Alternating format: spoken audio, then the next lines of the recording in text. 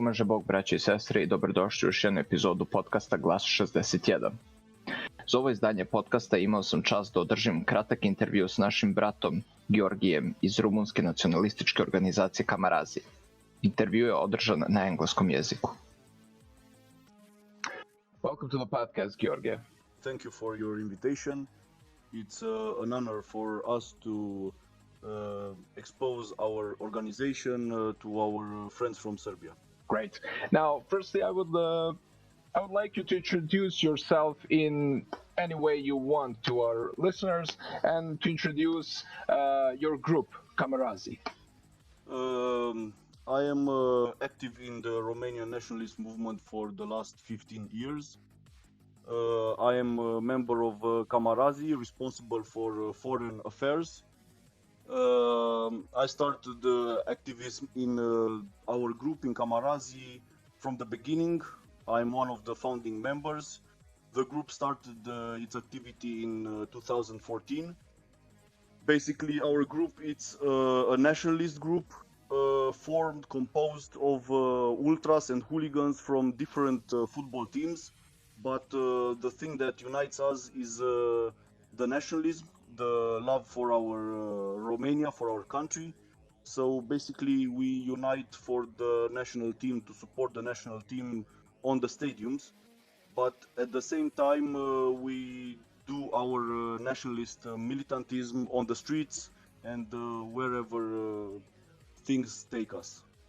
The group started this activity in 2014. It was the football game between Romania and Hungary in Bucharest, and that was the first game at which the banner, the flag of Kamarazi was presented in public on the fence on the stadium. So you said that your organization draws people from the ultras and football hooligans. How hard is it to attract people from the stadiums to active nationalism? It's not easy. It's very difficult because of the traditional rivalry between football teams. I mean, the hate is big between teams like Steaua, Dinamo, Timișoara, Arad, Cluj-Napoca, different cities, different rivalries. The history of this rivalry between all these teams, it's very long. But in the last years, we can say that there is a new wave of ultras with a much better mentality. And when I'm saying a much better mentality, I refer to the discovery of the true nationalism. And we try as much as we can to gather all these guys that think in a certain way, that are ready to act in this nationalist militant way. So it's not easy, but we try to make inside our group more than a nationalist organization. We try to be a school somehow for all these young men and grown-up men that want to be different from the big mass of supporters somehow. Yeah, so you're trying to overcome the rivalry of the clubs, so you can unite under something more greater than a mere football club, right? We try to live beside the rivalry to unite for our great nation. This is our main principle. Mm-hmm. You also mentioned something, new nationalism. I want to ask you if that nationalism is inspired by the ideas of the Legion of Archangel Michael or the Iron Guard of Codreanu, and what role the church and the Christian faith has in your activities and your lives. I will. You put two questions. I will try to respond first at the first one, and afterwards at the second one. Our nationalism, it's a modern nationalism. We try to make it, to adapt it to the year that we live now in 2020. We try to face a modern nationalism, to be attractive to the teenagers, to the guys that are in universities, in schools, on the stadiums. it's very important to adapt the nationalism to the realities nowadays.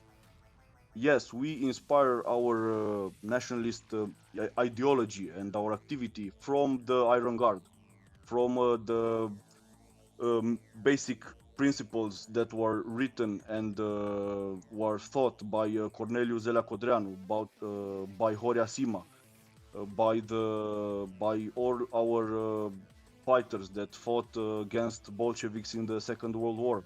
We inspire ourselves from all the partisans that fought in the mountains against the Red Army. So we have several inspirational elements.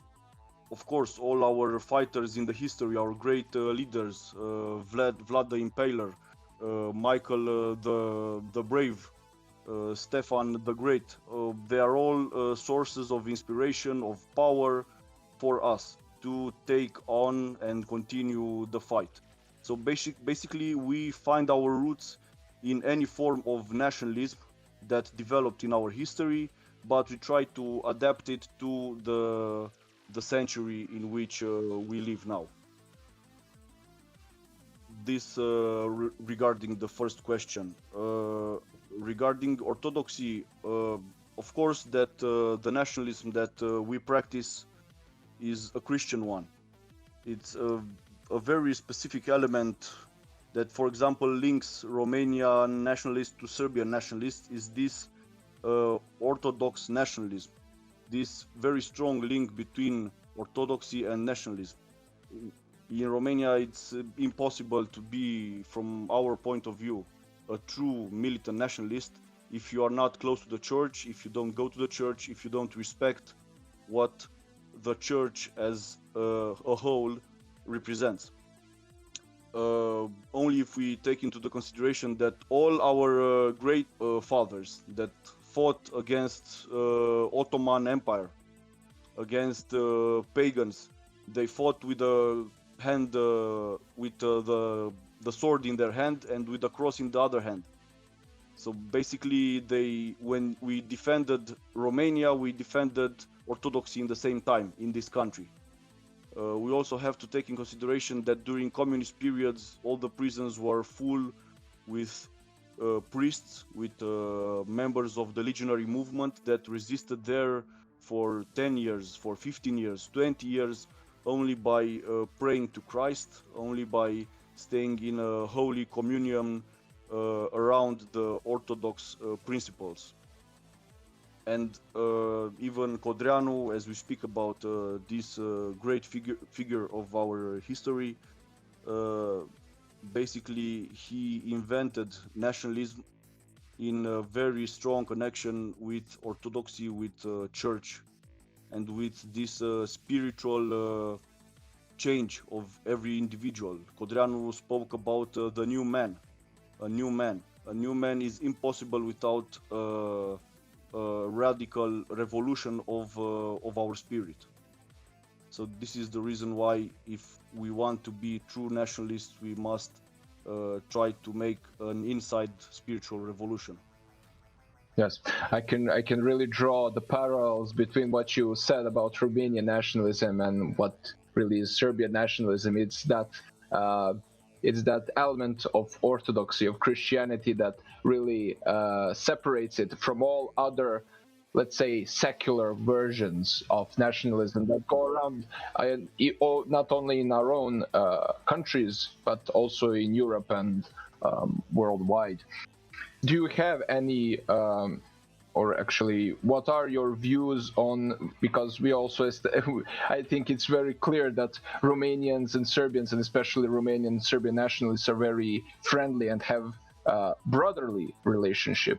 What are your relations to your more, let's say, hostile neighbors like Hungarians or even Bulgarians, who are our brothers in faith? They are also Orthodox Christians. Do you view them as a legitimate threat, or do you think that they, as everyone else, is played by nefarious powers and they stir trouble where there shouldn't be any? When it comes to our enemies, let's say. So yes, the Hungary itself, we don't see Hungary itself as an enemy, but the policy, the irredentist and chauvinist policy of Hungary is a very big problem in Romania, especially in certain areas where there is this Hungarian minority. In Transylvania, Yes, right? in Ardeal, in Transylvania, in certain regions, not in the whole Transylvania. There is a more monolithic zone, ethnically speaking, of Hungarians. Many of them are loyal to the Romanian state, to the authorities. They speak Romanian, they go to Romanian schools. This isn't a problem. But some of them, of course, that they agree with this anti-Romanian and chauvinist politic that is driven by Hungary, by Budapest. So this is a big issue for the Romanian nationalism. It was and probably it will be for the next years. This year, for example, we celebrated 100 years from Trianon Treaty, and for them it was like a black year, you know, or something like this. For us, it was a celebration. Oh, like a bad thing to celebrate. But would you say that there is a vocal minority in the regions of Transylvania that are causing troubles? Or is it like the overwhelming majority of Hungarians in Transylvania that are making problems for their neighbors? As I said who are before, Romanian? I think that the normal citizens, Hungarian, which are ethnically Hungarian, they are loyal citizens to the Romanian state. But yes, there are some voices, of course, that from maybe some of them are directly Hungarian agents, or they receive money from Budapest directly to make this agitation, to make this conflict more strong, or something like that. Basically, they have a very good organized system that make constantly anti-Romanian and pro-Hungarian propaganda in Ardeal. If you allow me, I can give you an example. There is in two cities, in Sfântu Gheorghe, in the Mercurachug, there are two football teams that a few years ago didn't exist, or they played in the 4th or 5th league. But these clubs received a lot of money from Budapest directly from the Hungarian Federation, and now these clubs, one of them plays in the 1st league and one in the 2nd league. They will have new stadiums and a football team that is developed around that ethnic minority. It's like an element of pride for them, you know, and in the same time is an element of chauvinism, of gathering together the Hungarian minority in those cities. And when any football team plays in Mercurachug, for example, it's obvious that you are in a hostile region as a Romanian. Mm-hmm. I understand. And do you have similar problems with Bulgarian minority in Dobruja? No, at this level, we don't have any kind of other, let's say, conflicts or misunderstandings. We have with Bulgarians or with Ukrainians the historical problems with territories that used to be part of Great Romania. I mean at Cadilater, which now it's Bulgarian territory and used to be Romanian territory. I refer to north of Bukovina, of south of Bessarabia, which now is on Ukrainian territory, and previously they were part of Great Romania. And of course we refer to Bessarabia, which is now Republic of Moldova.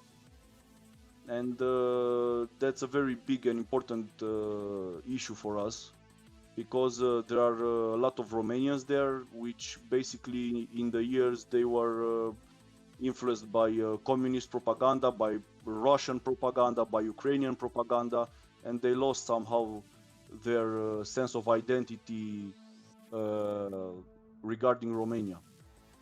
For example, they consider themselves that some of them speak Moldavian language, but they speak Romanian. So it's a very big problem when it comes to these historical issues more. It sounds something similar that Yugoslav communists did here, where they converted Romanian minorities here into so-called Vlachs or Valakians, or however you would name them in English. Yeah. You opened this topic. Yes, it's a problem somehow, because as you said before, I am convinced that normal Serbian people, especially Serbian nationalists, understand our point of view when it comes to Romanian minority in Serbia. I have to say that from the start, us as Romanian nationalists don't have any kind of chauvinist or separatist or revisionist ideas when it comes to the Romanians in Serbia. It's very important to say things like this, because we see Serbian nationalists as our friends, as our brothers. Our group Kamarazi has a very strong friendship with Serbian Action, and I'm sure that in the next years will stay the same, and maybe the brotherhood will become much stronger. But when it comes to the Romanian minority, I think that it should be something like reciprocity, because Serbians in Romania have schools in their language, have church in their language, they have cultural events, they have associations, which is normal, and we would be happy if the same things could happen also in Timok, for example, because I know that in Vojvodina, in Serbian Banat, things are good for the Romanians, but in Timok things are a bit different, a bit more complicated from various reasons, but they are also Romanians, and it would be important for us to have their minimal rights, as Romanians there. Yes, of course, we sympathize with that, because we too have this problem in Montenegro, or now what is called North Macedonia in Bosnia, where communists just out of a blue created these false ethnic identities. Yes. Where they converted Serbs into different. This is the same thing that they did to Romanian minority in Serbia, and what they did in Moldavia or Moldova. Yes. Now, since you mentioned Moldova and lengthy occupation by Soviet Union, how do you view? How does a Romanian nationalist view Russia? But let's say how they view Russian Empire, Soviet Union, and current state of Russia, that is Russian Federation. To be honest, because of the 50 years of communist occupation, basically, and these 50 years we still feel them, because the last 30 years were basically neo-communist years. All these years and the loss of Bessarabia, even during the Russian Empire, also under the Soviet Union, generally among Romanian nationalists is not a big sympathy towards Russia, to be honest. If you asked me or maybe other Romanian nationalists, we can agree that some policies of Vladimir Putin over Russia are good, are agreeable, taking into consideration the difference of ideology and of thinking that is between the European Union, the Western countries that are, for example, pro-gay, pro-immigration, and so on. They choose a certain side, for example, in the war in Syria. They choose to back up ISIS and so on, while Russia had a different position, more conservative, more traditionalist, against gay propaganda, against immigration. They choose to support Bashar al-Assad, which is basically a legitimate president in Syria. I gave you a few examples now in which us as nationalists, we can say that we we sympathize with Russian policy. But when we take into consideration the fact that towards Romania, Russia was never a honest friend in the history, and they were always gladly to occupy our territories and to butcher our population. It's things that it's hard to erase like this in a moment. Yeah, you have this uneasy and not really a trustworthy relationship with Russia, like Serbians in contrast do. I think you're very, very aware how Serbians have this strong sense of brotherhood, and just some even think that Russia is the extension of Serbia, or vice versa, that Serbia is the extension of Russia. It's that deep of a bond that really. But of course, we weren't subjects of any lengthy Russian occupation, anything like that. Yes, yes.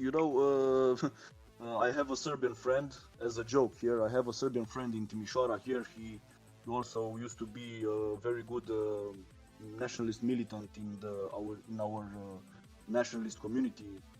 And he used to say, why Serbians are so good friends with Russians? And I asked him why. And he was telling me, because they are not neighbors, Maybe this is the explanation as a joke. But this is a reality in the same time.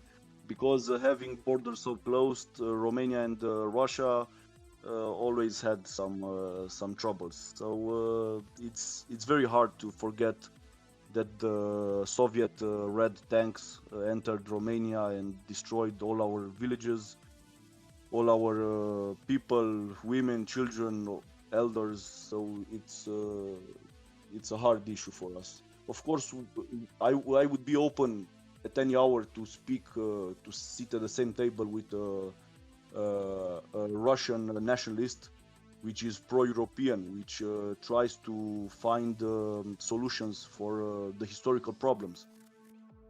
But if we are open, we have to see disponibility in the same time from Russia to heal these wounds, these historical wounds.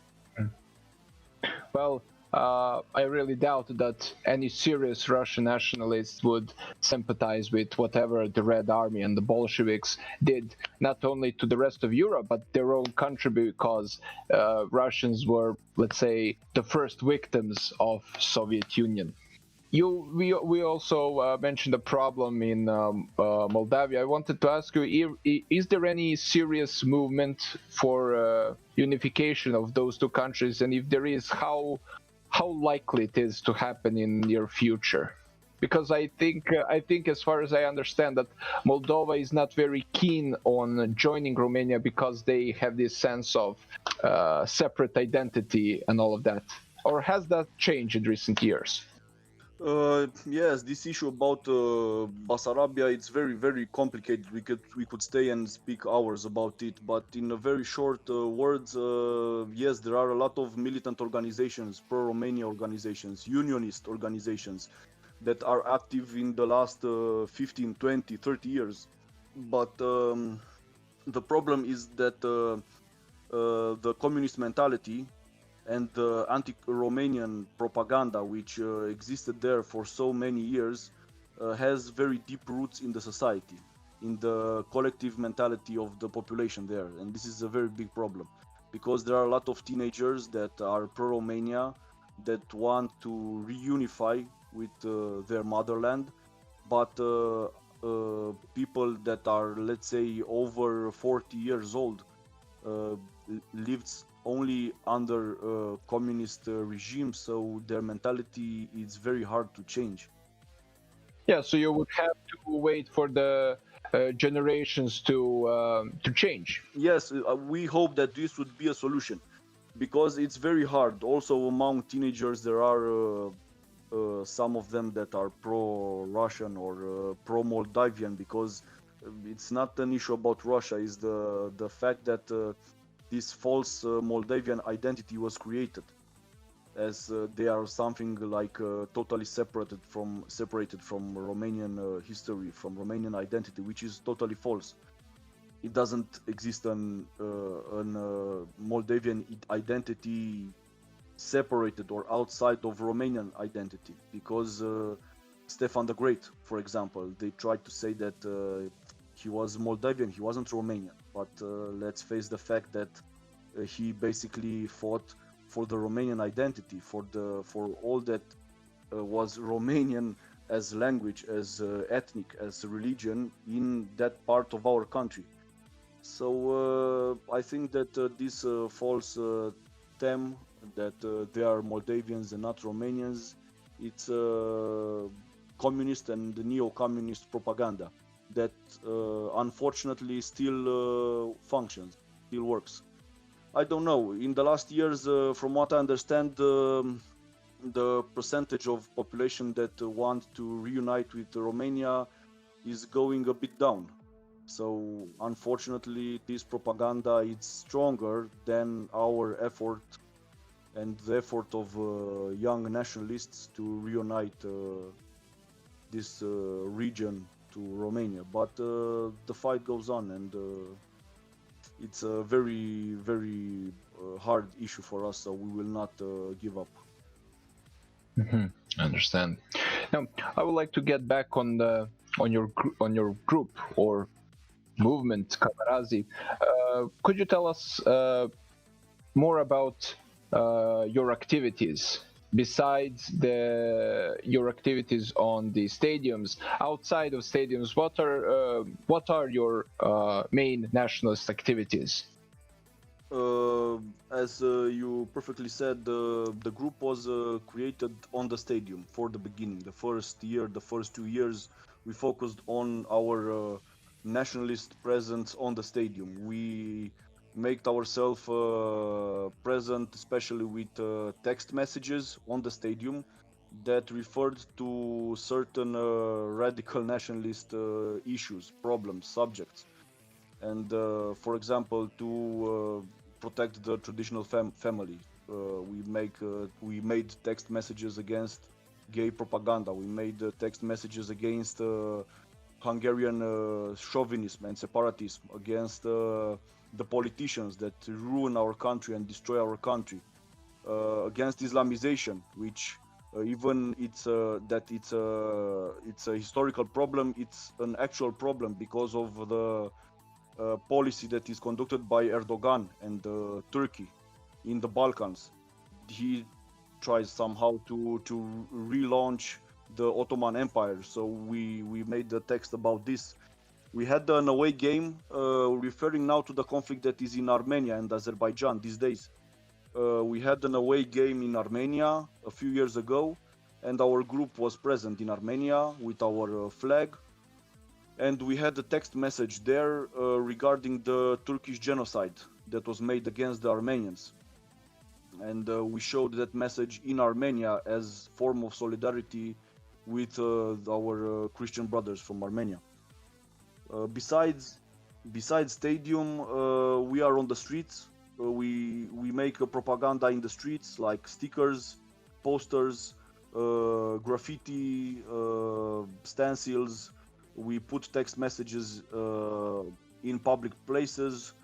We often organize and participate at commemorations for our heroes, for the heroes of the Legion. And our main actions, our biggest actions during the year is on Tâncăbești, on the 29th of November, where we commemorate the assassination of Codreanu, of Captain Codreanu, and the next days, on the 1st of December, we celebrate our National Day. So this time of the year, for 3 or 4 days, all our group is together. We are doing a lot of actions. We are very mobilized to mark these two big events as it should.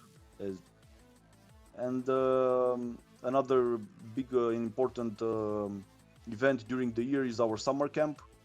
We just had it 2 weeks ago in a mountain area in Romania, where we do a lot of sports, mountain climbing, conferences, meetings, and a lot of quality time spent together by our crew, together with our friends and our families.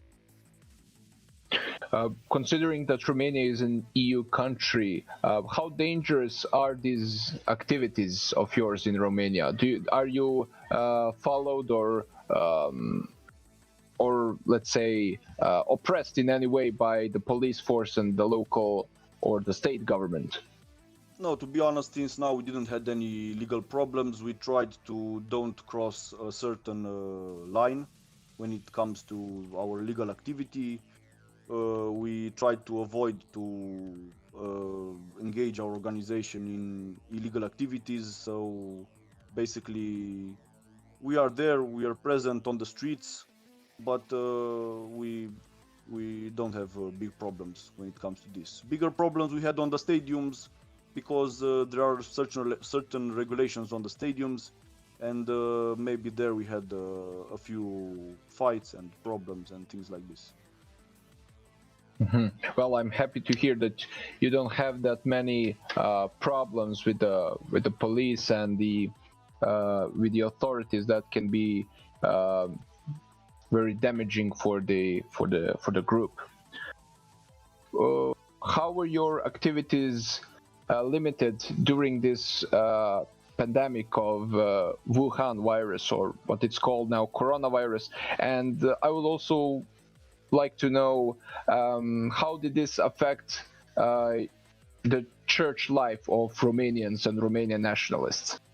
Yeah, this is a very sensitive issue because our lives changed radically, basically, in this period. Our government forbidden the people to go freely on the streets. They closed everything, basically the shops, the restaurants, even the churches. From some point of view, we can say that yes, this virus medically is a risk, and that some measures maybe they were taken with good intentions, but afterwards we could observe that all these restrictive regulations can conduct to abuse.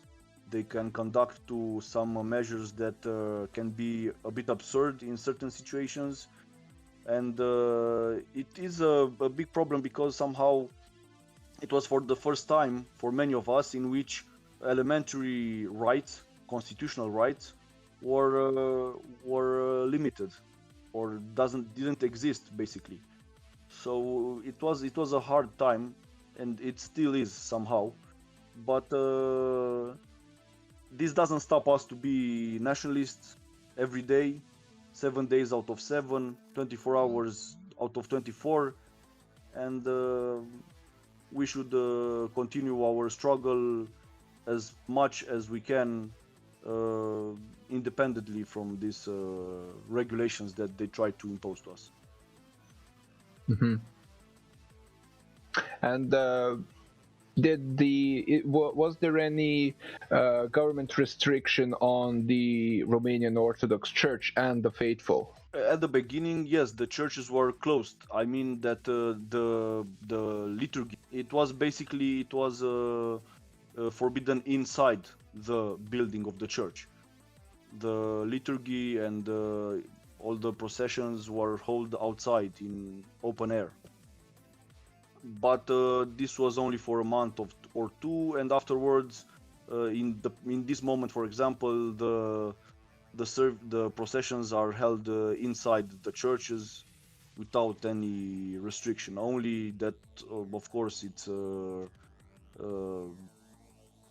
important to hold that mask on your face. Okay, but the churches weren't shut down. Completely, no.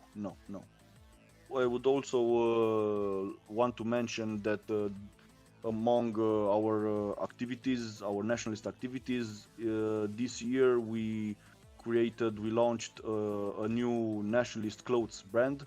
It's called Radikal Enturaj. It's our concept of the group Kamarazi, a modern concept with t-shirts, with sweaters, caps, and so on. dedicated for the nationalists, for ultras that go on the stadium, but also having a very strong identitarian line.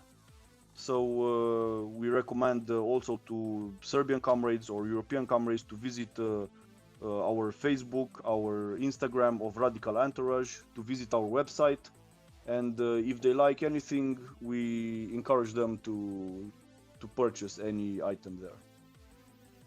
Of course, we will post the link to the Radikal Enturаж website in our description and in the comments, so anyone who wishes to check your designs out can, and if they like something, they can order. I would like to thank you for agreeing on this interview, and I would just ask you if there is any message you want to say to our listeners. I thank you for the opportunity to give this interview. It was an honor for us. We salute all the Serbian friends, all the Serbian nationalists, especially our brothers from Serbian Action. We hope that better times will come, that this virus or what it is will disappear, and the borders will open again. We can meet again and spend some good times together as we used to do before. And for all the European nationalists, we send them a message to keep going forward, to keep the struggle, and to fight for white Europe.